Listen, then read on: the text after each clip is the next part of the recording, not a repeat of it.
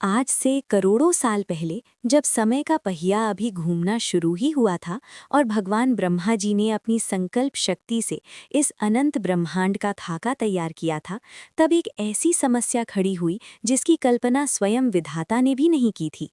कल्पना कीजिए एक ऐसे संसार की जहां विशालकाय पर्वत तो थे, पर उनकी चोटियों पर हवाओं की सरसराहट नहीं थी। जहां नीले समुद्र तो थे, पर लहरों का शोर नहीं था। जहां घने जंगल और भांति भांति के जीव जंतु तो थे, पर पूरा जंगल एक शमशान जैसी खामोशी में डूबा हुआ था। ब्रह्मा जी ने अपनी दिव्य दृष्टि से देखा कि उनकी बनाई हुई ये अद्भुत रचना महज एक मौन छाया चित्र बनकर रह गई है। इंसान एक दूसरे के सामने खड़े थे, पर उनके पास ना तो कोई शब्द था, ना कोई भाषा, और ना ही अपनी पीड़ा या प्रसन्नता को व्यक्त करने का कोई माध्यम। ब्रह्मा जी के हृदय में एक गहरा विषाद भर गया। उन्हें लगा कि बिना संवाद के ये समस्त मानव जाति और अन्य प्राणी केवल मिट्टी के पुतले मात्र बनकर रह जाएंगे, जो एक दूसरे के सम्मुख होकर भी नितांत अकेले रहेंगे। संसार की इस गूंगे और नीरस अवस्था को सुधारने के लिए ब्रह्मा जी ने बैकुंठ धाम में विराजमान जगत के पालनहार भगवान श्री हरि विष्णु का स्मरण किया और उनकी शरण में जाकर अपनी व्याकुलता प्रकट की। भगवान विष्णु ने ब्रह्मा जी के मन की स्थिति को समझते हुए उन्हें ये गूढ़ रहस्य बताया कि किसी भी रचना में सौंदर्य और जीवंतता तभी आती है जब उसमें ज्ञान, बुद्धि और संगीत का समावेश हो।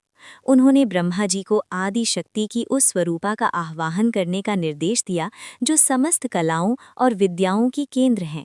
भगवान विष्णु के मार्गदर्शन पर ब्रह्मा जी वापस अपनी सृष्टि के मध्य आए और उन्होंने पूर्ण एकाग्रता के साथ परम चेतना का ध्यान करना प्रारंभ किया। उन्होंने अपने दिव्य कमंडल से पवित्र और अभिमंत्रित जल की अंजलि वायु में चारों दिशाओं की ओर छिड़क दी। जैसे ही वो जल धरती के कणों और वायु के झोंकों से मिला, अचानक संपूर्ण आकाश मंडल एक अलौकिक श्वेत प्रकाश से दैदीप्यमान हो उठा।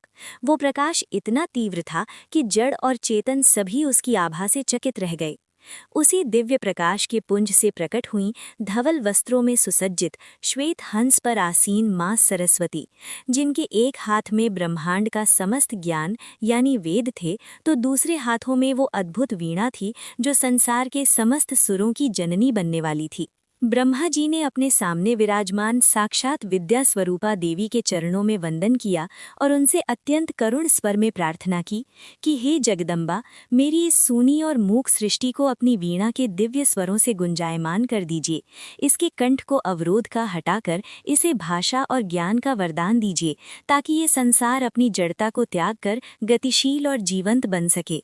ब्रह्मा जी की इस विनम्र प्रार्थना को सुनकर देवी के अधरों पर एक मंद मुस्कान आई और उन्होंने अपनी वीणा के तारों को कोमलता से छुआ। जैसे ही देवी के कर कमलों से वीणा के तारों का स्पर्श हुआ, ब्रह्मांड के शून्य में सबसे पहले अनाहत नाद गुंजायमान हुआ, जिसे ओम कहा गया। इसके पश्चात एक एक करके 7 स्वरों का जन्म हुआ, जिन्होंने प्रकृति के कण कण को स्पंदित कर दिया। उस क्षण वायु में सरसराहट की ध्वनि आई, जल में कलकल का नाद हुआ और आकाश में मेघों की गर्जना गूंज उठी।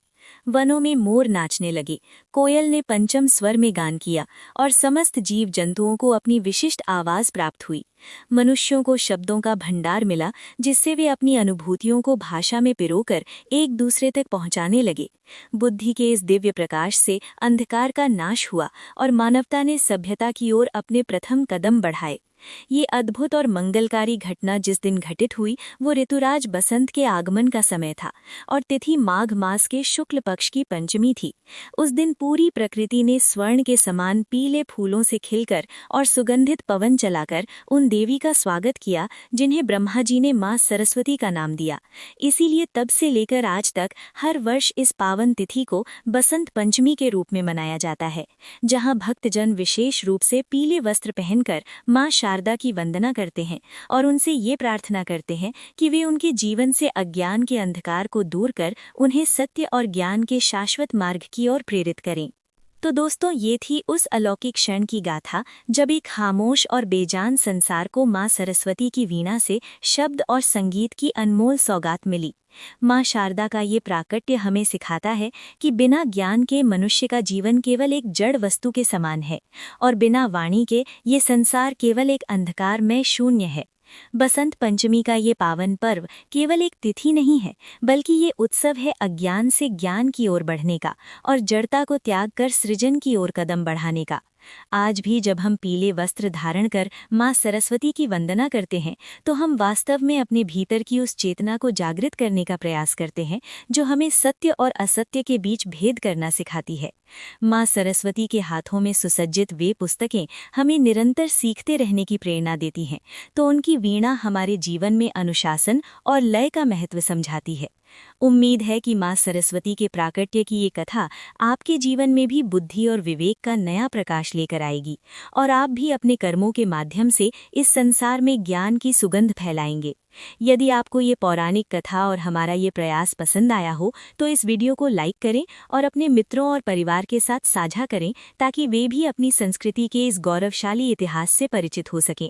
कमेंट्स में जय माँ शारदा लिखना न भूलें और ऐसी ही अन्य आध्यात्मिक और ज्ञानवर्धक वीडियो के लिए हमारे चैनल को सब्सक्राइब जरूर करें। मिलते हैं आपसे अगली वीडियो में एक नई और प्रेरणादायक कहानी के साथ। तब तक के लिए माँ सरस्वती की कृपा आप सभी पर बनी रहे। धन्यवाद और जय श्री कृष्णा।